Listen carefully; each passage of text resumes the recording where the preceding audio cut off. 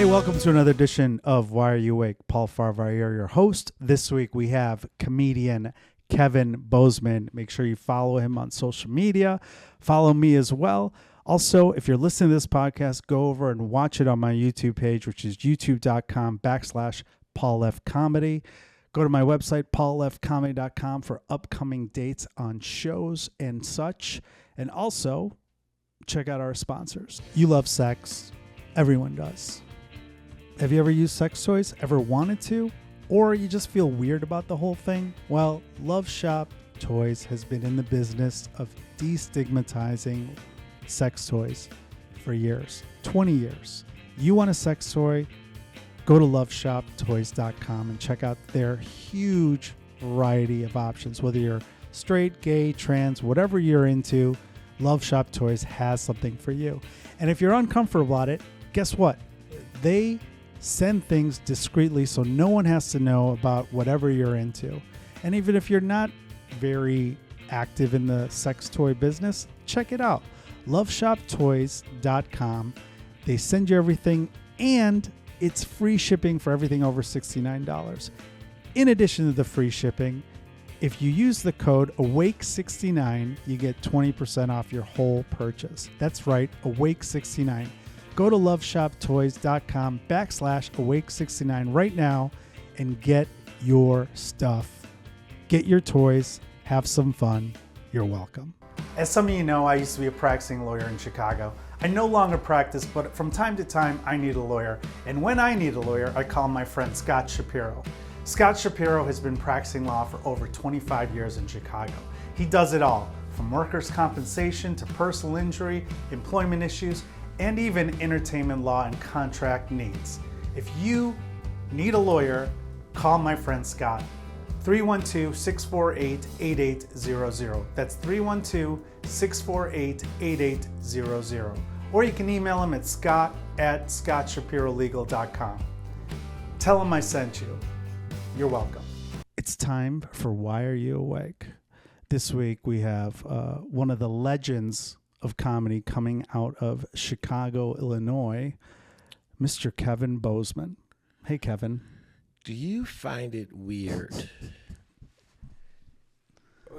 Do you get off like anytime you have a guest that comes and knowing that the whole time they have to stare at your accolades? Well, is that like, you're talking about because you have to make a conscious decision. Do you want to face your accolades?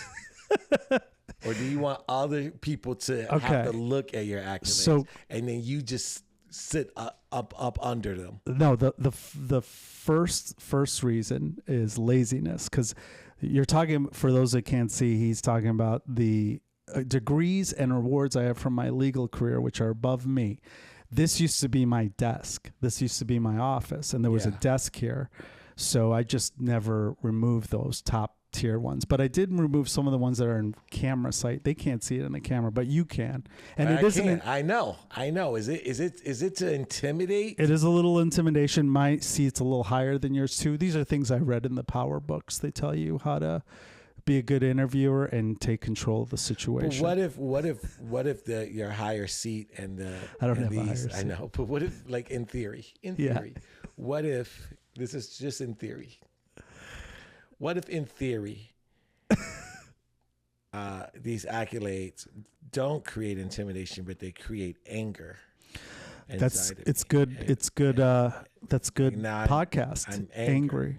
Angry is good. Like I'm theory, like I'm not saying I'm furious, but if I was, does it make furious, you rethink the decisions you made in life because you were like, I could have been a lawyer? Jesus Christ, a bachelor pad on Lincoln Avenue? No, Lincoln Park, Illinois. Yeah, there's no way that I'm like, oh gosh, I wish I could live this way. How do I get this? No, I'm good there, but I'm just curious. I'm just curious if this is strategic. It isn't strategic. It's happenstance. I believe that's what they call it. I don't buy it. And nor should your viewers buy it. But that's cool. Thanks for having me. You're welcome. Actually, I wanted to I was trying to think of the first time we worked together, and I don't remember when the first time I met you. I think I met you at the Christmas party that you used to throw years ago. I didn't even work with you yet. I am thinking about bringing that back. It was a fun little event. So I used to do these Christmas parties because it was just a reminder for Chicago that we are the dopest of comedy scenes, and a lot of people were leaving, and people were thinking that they needed to leave because they thought. Because comedy is such a narcissistic thing where people feel like, I'm better than this person. They're leaving. Why don't I leave? And I was just like, dude, no place is going to make you a stronger comic than a Chicago comedy scene. So I just started throwing parties to remind everyone that we have a dope scene. You said that you want to show with the party that it's such a dope scene and that you don't need to leave here. But do you feel like, just getting right into it, at some point with comedy in Chicago, you've worn out your welcome if you've been here for too long? I mean, you're different because you're never really here. You're here, but you're never here. I am the least Chicago comic. But like someone like people who've been doing comedy in 10 years in Chicago, doing all the clubs, at some point is it like, okay, you need to leave the nest? It's a comfort level. Because you don't even ever have to leave now because of the internet, because of social media. Yeah. You just gotta, in theory, it should be great for you to just stay in Chicago and stay where you're comfortable at. Yeah. As long as you're cranking out some dope clips that's going to get people to put eyes on you. That's the game. You just gotta figure out a way to get people to put eyes on you. Like now it's so different, like how you started. Like I used to tell people this all the time. Like back in the day, like, you know, late night television would make you. But then that was like when there was just 4 channels, right? CBS, NBC, ABC, Fox, and WGN. Right, Chicago, for sure. Yeah. And so if you got on like Johnny Carson, even like Arsenio Hall or something like that, or David Letterman, it was like, yo, everybody saw you. But now they don't necessarily even care how funny you are. They do care if you're funny, but they're also like, how many followers you got? Yeah. Because they know that if you got 300,000 followers and they put you on a late night spot, you're going to put that out there. Now 300,000 eyes has a chance to watch something that they don't watch. So the game is flipped that way. But in a way, I think it's a great thing because now if you find your right chemistry or thing, you get to be the controller of what it is, you know, of your fame, your destiny, in some ways, right? You don't have to rely on someone else. You can just go out and create it yourself. You got everything you need. Yeah. These lights you got, you can go grab those at Best Buy. You got phones that's got high quality camera stuff. Do it yourself, yeah. Right? You can do it yourself. So yeah, man, I guess I don't really know what your question is. I don't even know what you were talking about. I just let you run. I'm just gonna chat. No, I was just saying that there's a point where I feel like you wear out your welcome in Chicago. And I remember a lot of my friends who moved to LA, they came back. Some people came back. Some people stayed there, went to New York.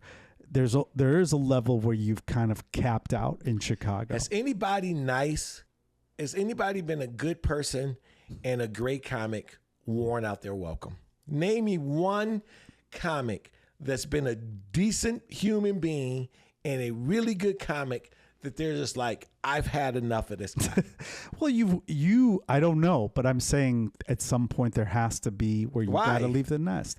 I think a lot of the younger comics get upset that people that are in the scene for too long, they're taking their spots, right? Because they need to shine. They need to have a chance to do all these shows. Man, and I also think that maybe the venues start to see that too. Like, wait, he's what? If I got a venue and I have a solid comic that's not causing me any problems, I ain't got to worry about trying to fuck the staff, right?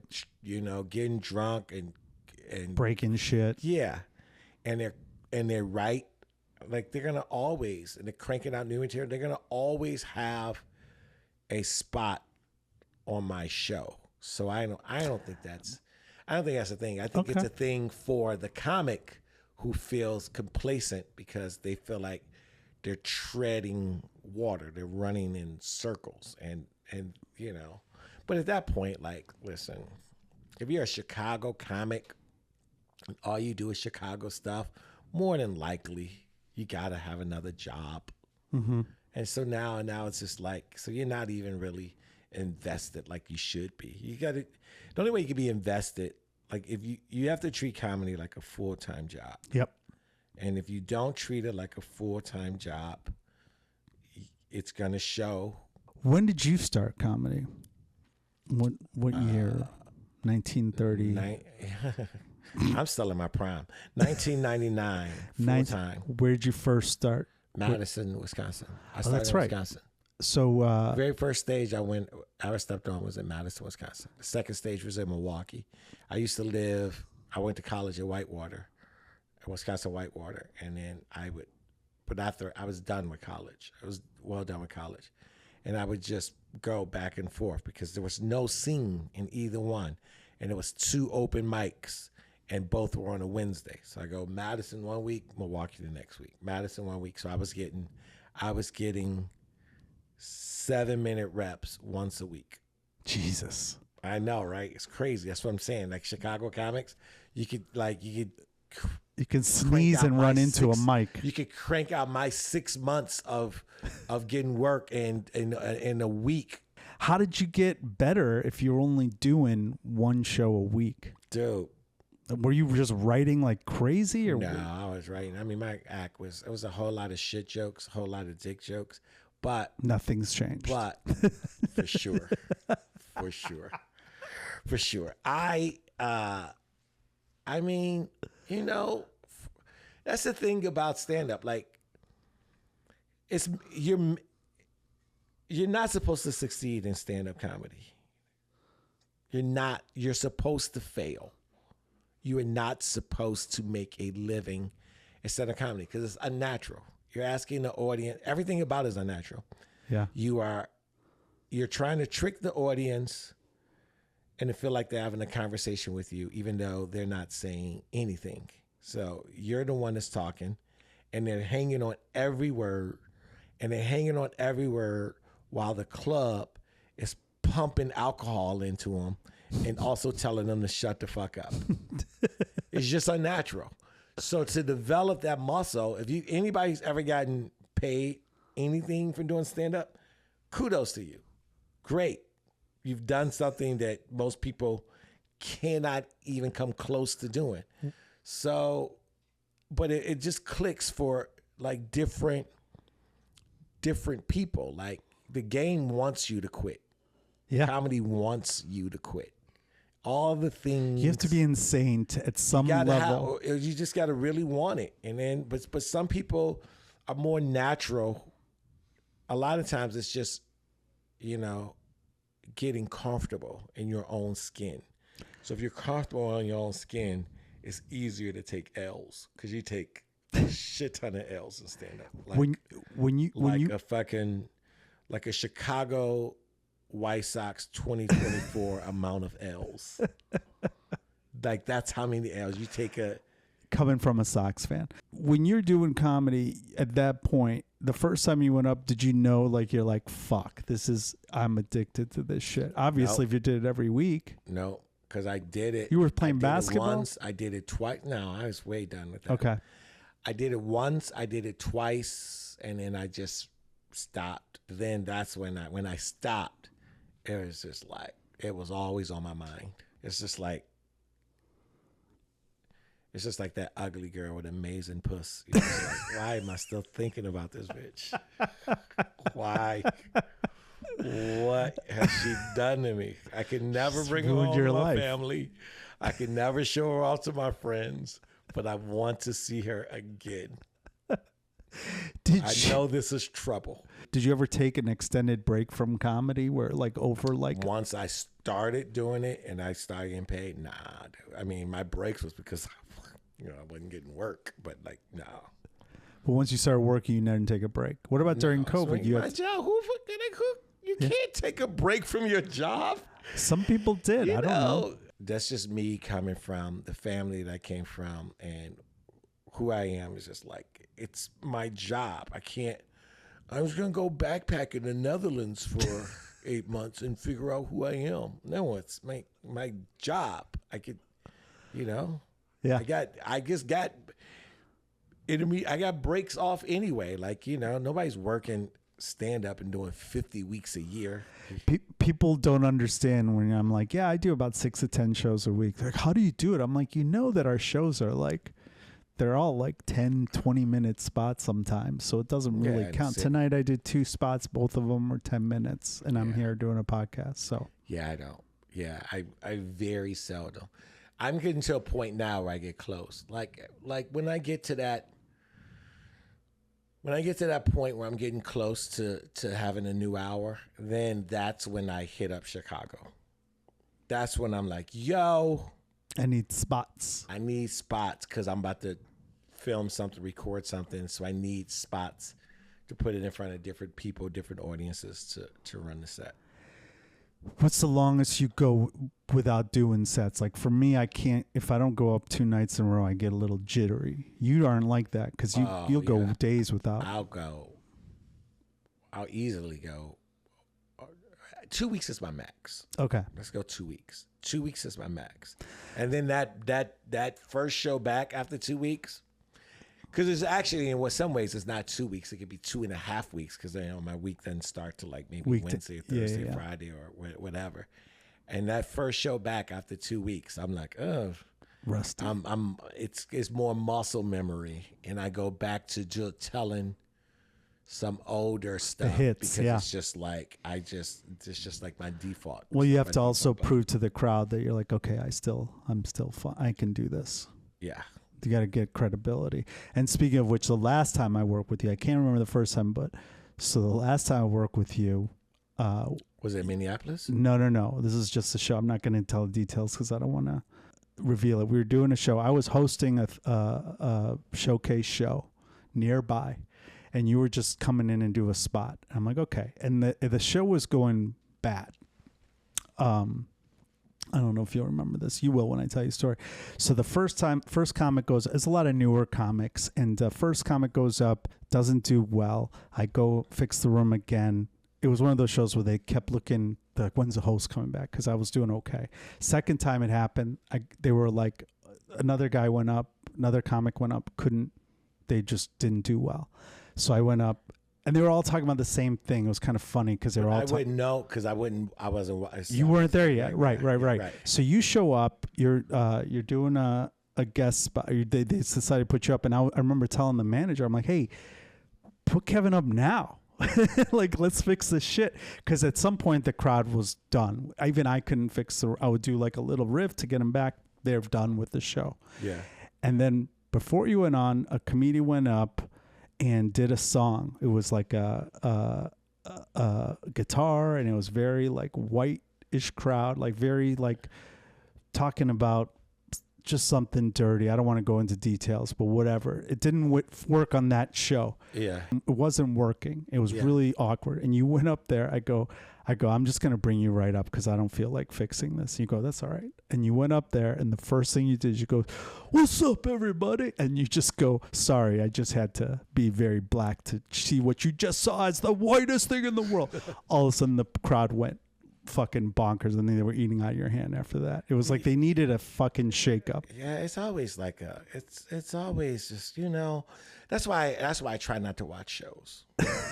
I mean, honestly, yeah, I don't watch shows because the audience. I could go through how many reasons of why I don't watch shows. I could watch a show and I can see a comic that's really funny, and a crowd is not giving it up, and then I hate the crowd. Then I can see a comic that's really not funny, and then the crowd is giving it up for him, and then I hate the crowd.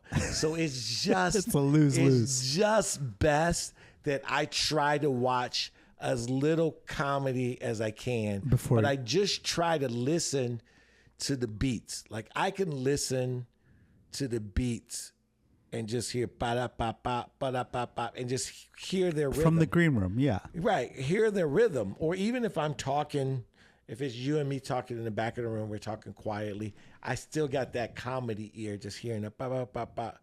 Waiting for a pop. It's the bang. and there's no bang, and I could just hear, and then by there, I can just tell the energy. When the energy is great, it's almost you can almost feel like thick. You can walk, like when you're walking to the stage and the energy is just like from the other comic, you can feel like that heat that they brought. The other way is just like you can feel like, but either way, the heaviness. I'm always just like I'm here, so we'll see. Let's see. Because I was talking with Flanagan, I believe he's Jimmy Flanagan, yeah.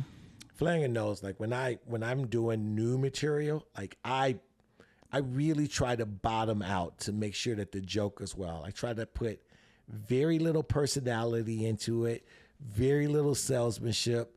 I got a drink in hand, which like I always got a drink in hand. But like I'm sitting down and I'm just like, let's see what these jokes are about. And sometimes they're not even jokes, they're just premises. And I just want to talk it out. And then I listen back to it painfully. And most of the time I don't even have to listen back to it because I only listen back if I go, that was something, a response I wasn't expecting. Right. And then I got to figure out why I got either positive or negative. Why I got a positive or negative. What did I do right or wrong for that? But like other than that. Well, I've seen you you hosted the new material night at Rosemont one time. Yeah, a bunch. I did. I mean, I right. For a while where I was like the. For a while, you were hosting for every week. Yeah, I remember. Because I was building. Yeah, and then you went up, and they were not giving you anything, and you were like, fuck this crowd. And then I just remember you shook my hand. You're like, they fucking suck. I hate them so much. And you said it to each of us as we went up. I was like, the new material, and a lot of times the new material that I'm doing was written that day. Yeah. You said so that too. I didn't even think about the beats or anything. I'm just out there throwing. I'm literally sometimes just throwing darts to a board, and I'm thinking I'm hitting shit. They like, nah, man, this ain't cricket. This 301. They're like, oh, my bad. It's a totally different game. It's a dartboard. I'm throwing it and just hoping that it sticks. But something goes up. I don't mind that. I don't mind that process. I like, you just got to do it. If you're comfortable with taking L's, and I hate taking L's, but that's what I purposely try to take L's to make the W's that much better. Where are you the most productive? Are you writing late at night, after shows, before shows? When is your process for writing? Or do you have a driving? Yep, driving. You're listening to your sets, or man, I just got my knees on the wheel. I got a pen and pad, and I'm just writing, doing 110. 110. Just cruising. No, I like to talk to myself when I'm in the car. So I'll get myself a big coffee, and then I'll do that. And you're talking about long road trips? Yeah, if I'm heading to a gig, which is great because when I get to a gig and I talked out a couple of bits, and I've already talked them out for 2 hours just talking to myself.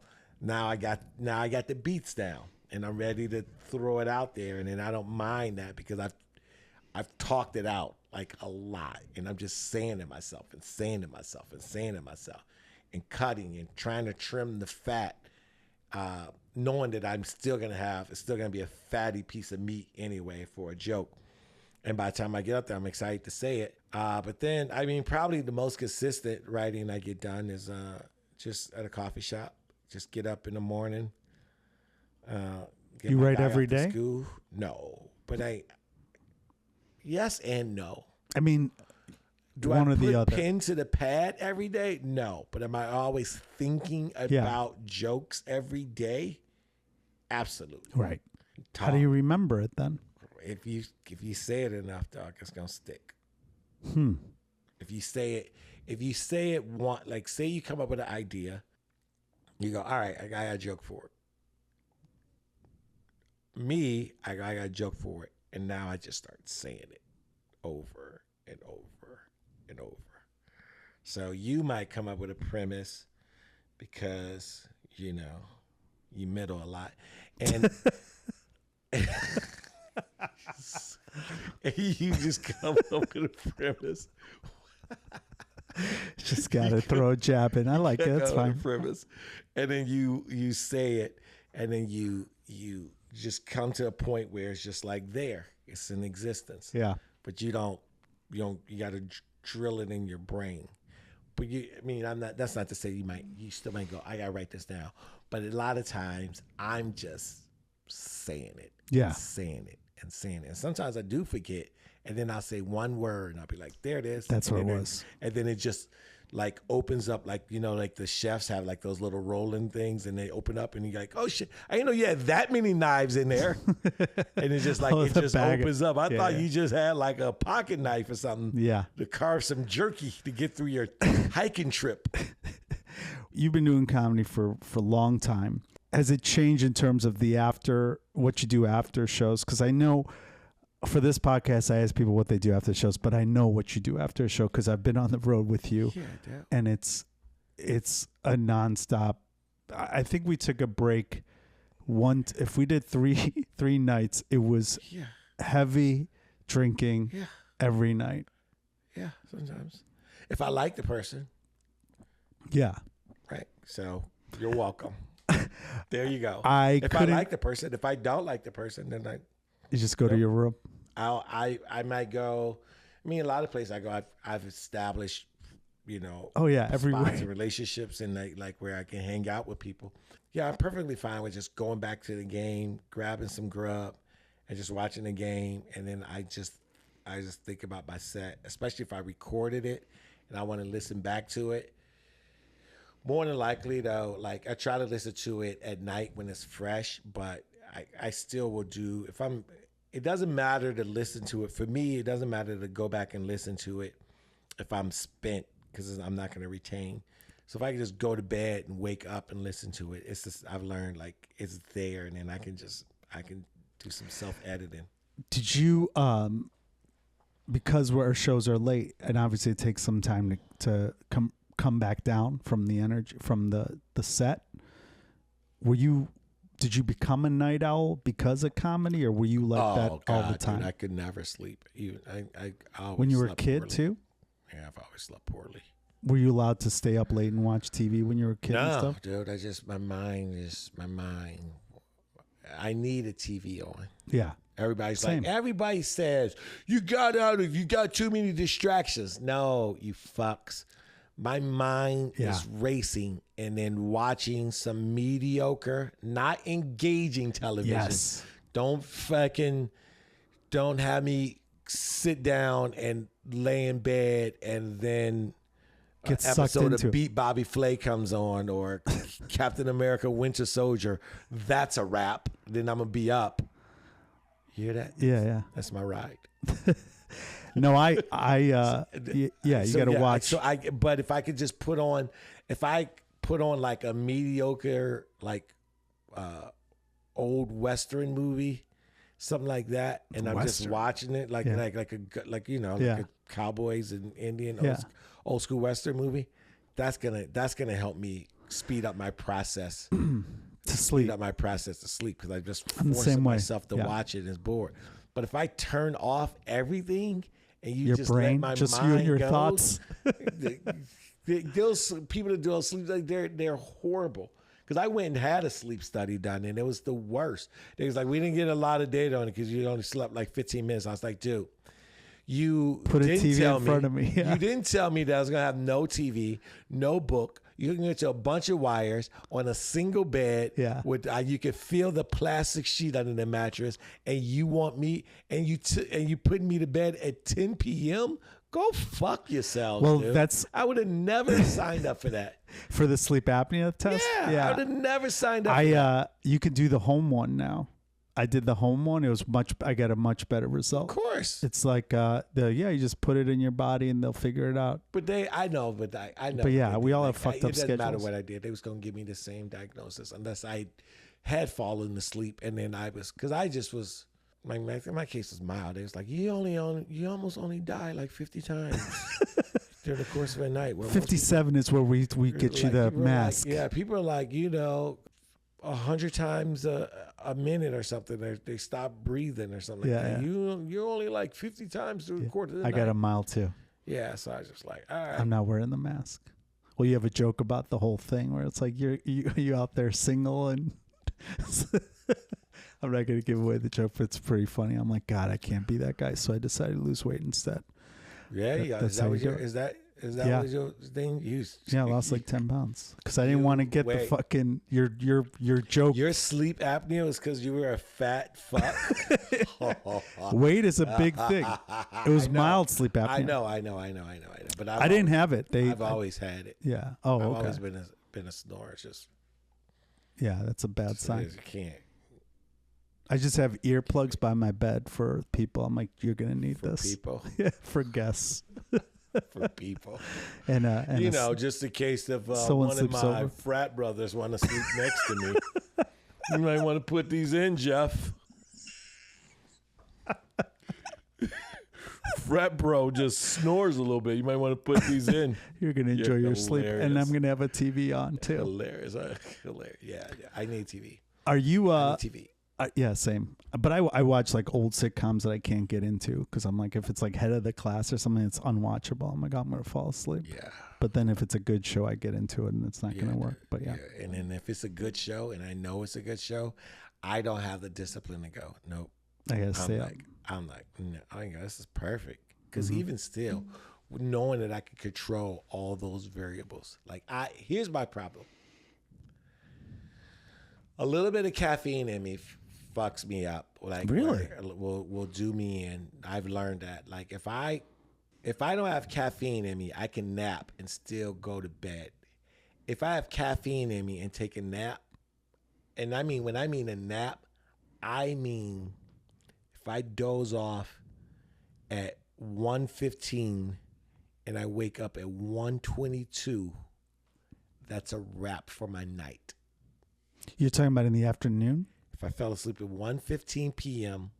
and woke up at 1:22 7-minute nap is going to fuck you up. And I'm talking, wow. I could be up to 5, 6 in the morning because of that.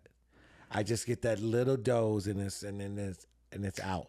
And if it happens, and if I do that and I'm watching TV at 10 p.m.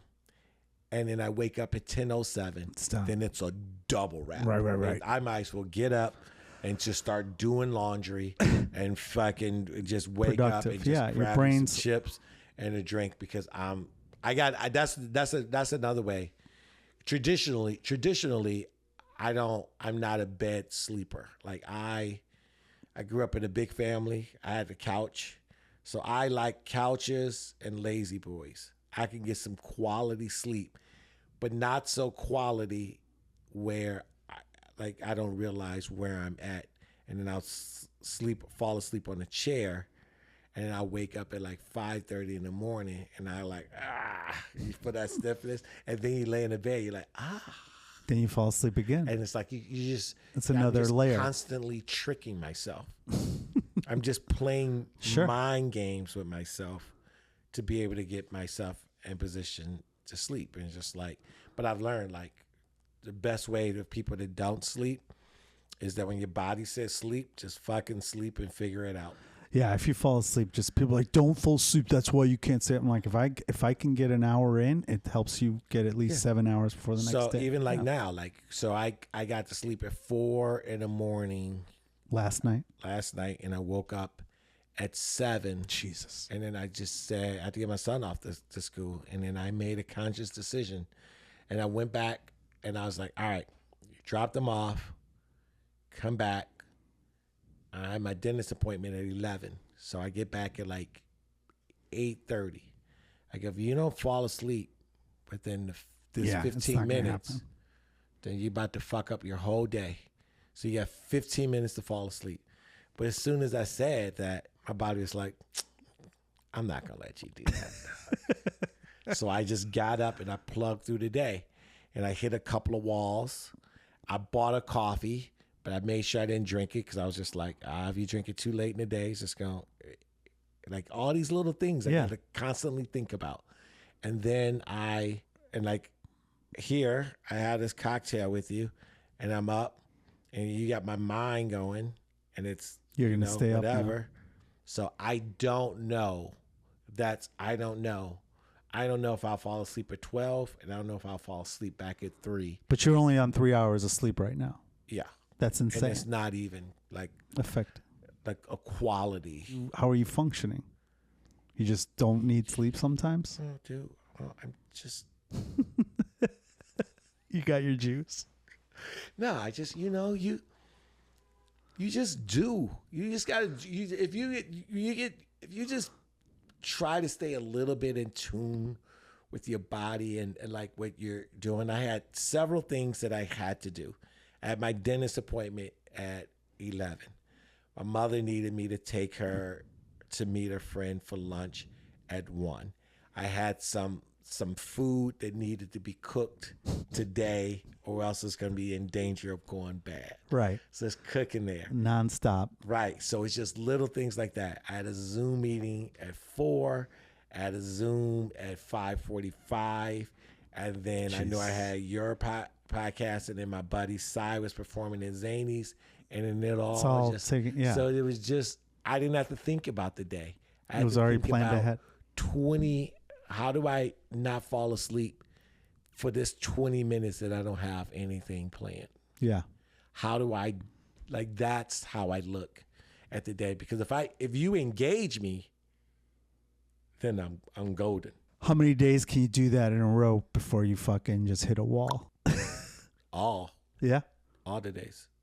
Don't you make up for it? Like one day you'll just sleep for 10 hours and you're fine? Okay. Of course.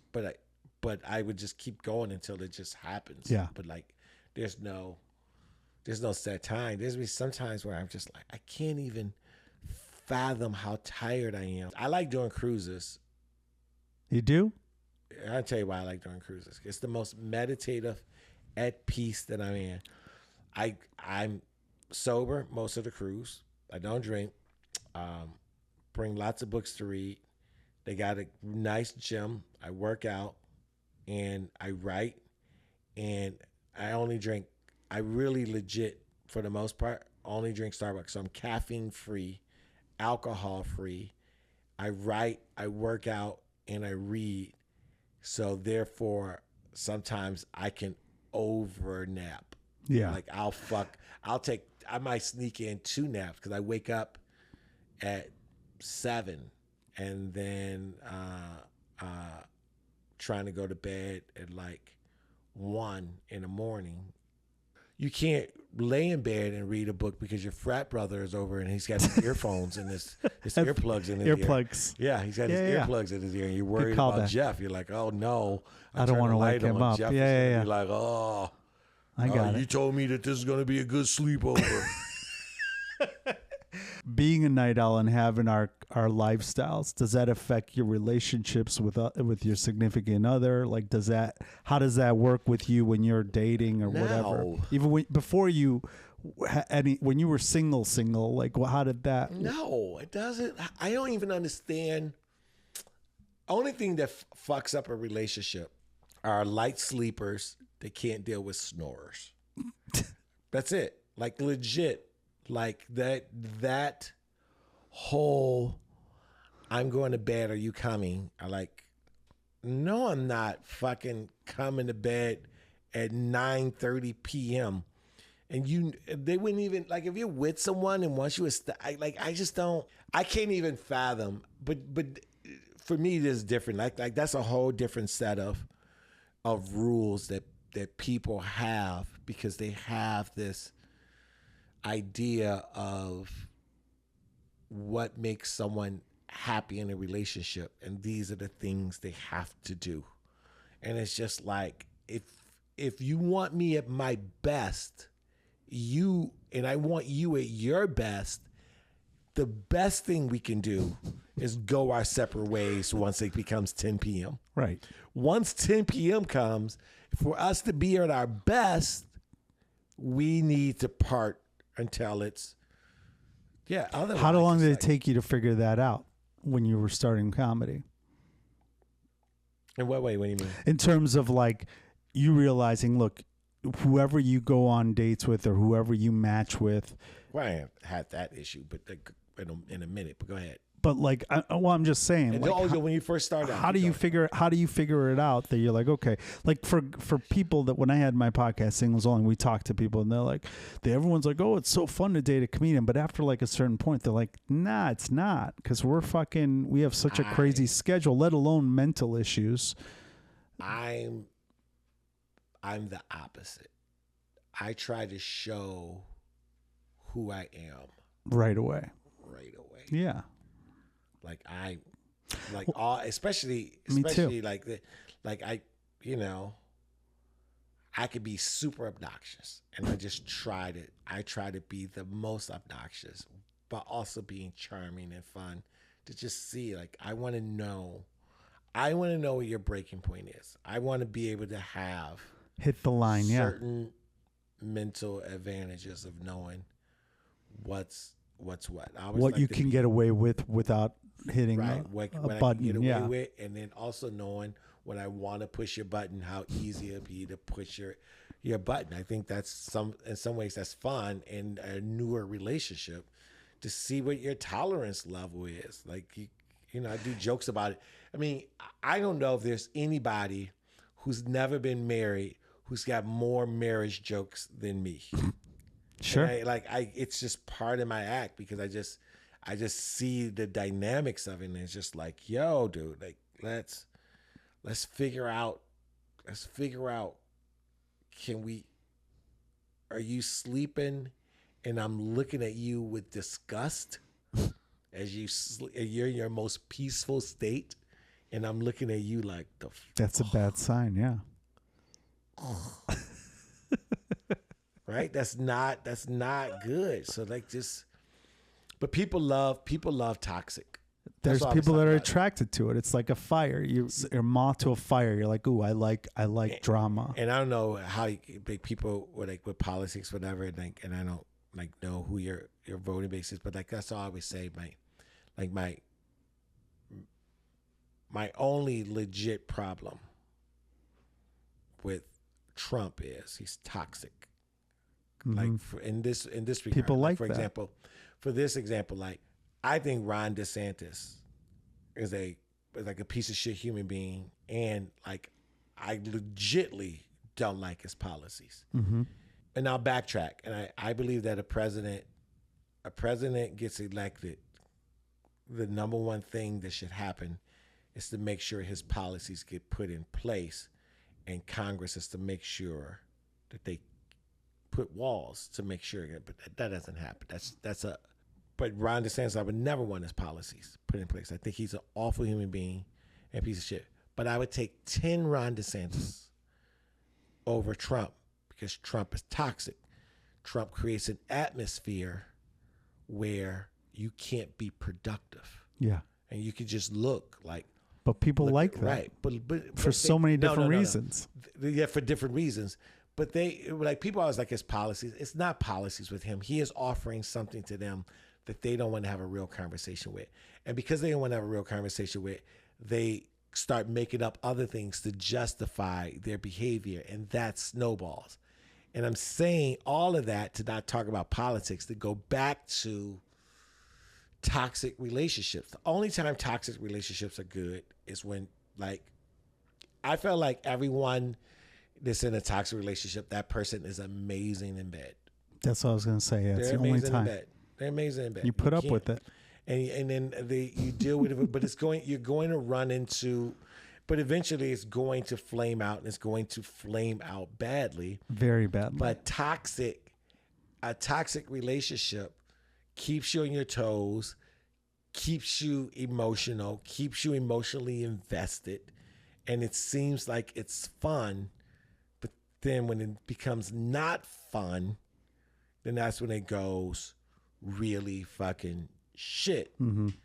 But I am not like that. Well, as you get older too, as I've gotten older, that, even younger. Well, right. But I think when I was younger, I'd put up with shit because you just want to. You in a relationship, you're like, I don't care, because this is, if it's going to get me laid, I'm going to do it. But your tolerance level as you grow older, you're like, nah, I'm done with this shit. I don't have time. Can't do it. Some people don't outgrow it. They love it.